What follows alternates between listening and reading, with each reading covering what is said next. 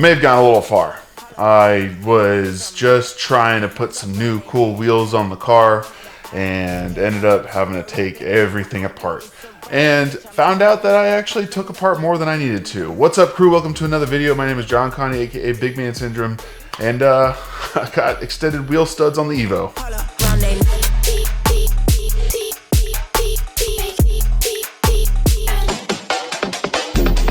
Alright, so I wanted to do something a little bit different. I'm going to do a talking head on top of a previously recorded installation video. This is a perfect example of how I set the camera down, didn't really have a plan of what I was going to shoot, and caught way too much footage. I have literally 3.5 hours of footage. I'm still playing around with the idea of I might export the 3.5 hour video as is, and I'm going to do another full-length video of just working on cars with music in the background, so that if you have an installation and you just want some chill, either electronic music or hip-hop music, that'll be like the lo-fi girl drawing on the notepad, except it's got someone working on a car in the background, which is kind of cool. Anyways, backing it up. So I'm going to do my best to explain some of the key points of this install, and I'm going to go in order of how I approach this. I set up time on the weekend and decided to do the fronts first, because watching enough videos online, I knew that this was going to be the easier thing to attack first. So we got the front end on jack stands and popped off the front wheels and got to work.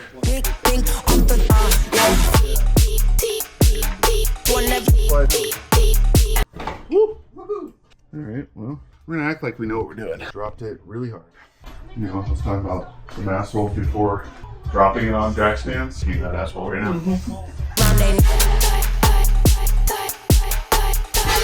Yeah, fuck it up, yeah. Doing it better than ya. Let's go, ayy. Yaron Prjct, yeah. This disc is not connected. Ayy, Makata, yeah. Let's get it. All right, so here was the first moment where I thought, God dang it. This is, of course, a project car, and things are going to be a lot harder than they should be. The rotors were frozen on, 100%. Couldn't even bang them off with a mallet. These are supposed to be touchscreen gloves. They're not working very well. It's supposed to just come right off, and it's not. That's cool.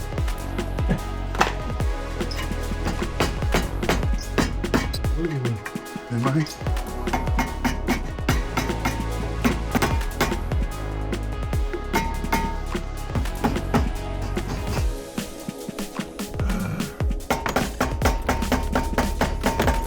I even thought maybe the studs were part of the reason why they were frozen on, so I decided to bang them all out.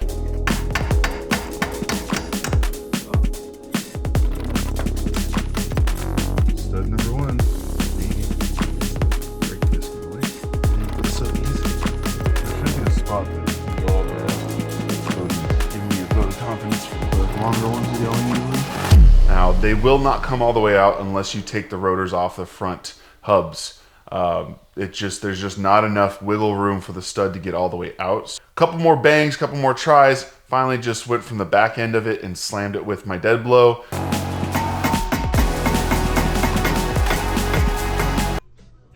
Okay, so he is whacking the heck out of it. But this guy says, I'm not going to be reusing the rotors. Son of a... I mean, I'd love to upgrade the brakes right now, but...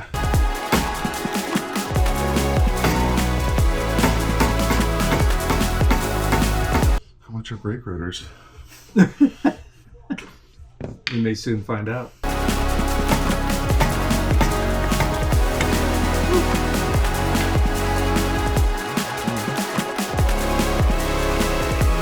Obviously, just a little bit concerned that I might warp the rotors, but in the future I will be getting new rotors, and it's not super expensive, so if at the time I did mess it up, I was ready to order new ones anyways. So we got those off, and the studs came out really easily. The rest of this install was pretty straightforward. Now I got a little tool that you can get on Amazon. This is a must-have when you're doing press-in studs because it's going to give you the right amount of space in order to pull those studs through the hole. And that's this little, it has like a bearing on the inside so it can spin and not damage the hub. I'm gonna jump ahead of myself and I'm gonna say this is gonna be a single use tool because you're gonna hammer the hell out of it, and at the end of all 20 studs, I can't use it anymore. It's dead to me.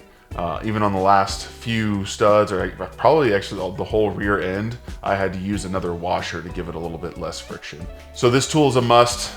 Impact drill is a must. You really can't do this without those two tools. You're not going to get enough torque or centralized torque in order to get those studs pressed in unless you have an impact gun.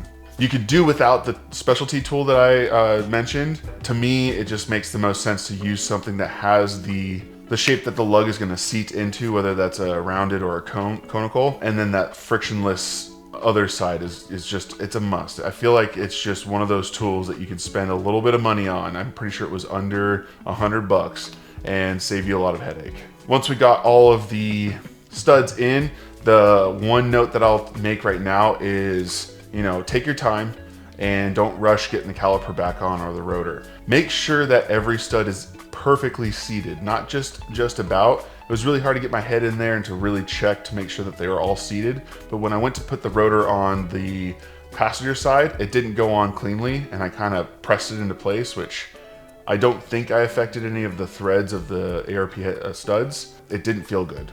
As a car lover and on a car that I really liked and I don't want to mess up, I feel like I kind of forced it into place. But just make sure that you give every ounce of the impact into those studs to make sure that they are flush on the backside of the hubs. This is like an extremely important step in the process, just to make sure everything is aligned.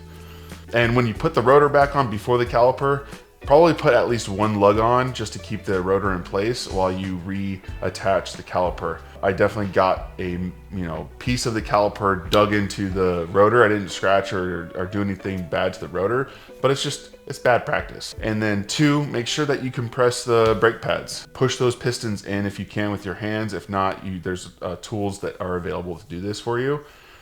This will make putting the calipers back on much easier, which I learned the hard way. Kind of shoved them on the front and then did better on the back. So we got the fronts done on a Saturday. It took about 2 to 3 hours. I didn't really track it fully, but I did set like a 2-hour block with a friend, and he left because one of my batteries died, and I got it done later on that day. Popped all the wheels on, got it on the ground, felt really good about it overall. Set myself up to do it, to finish the rears during the week. Now the rears, wow. Back and I'm better than ever. I think I got a vendetta. Oh, now they call me, I seen them. All of those times getting severed. I told them all I get let up. They get not tired of me never. Give me a shot and I swear I shoot like Berettas. Yeah. They getting nervous, I seen it.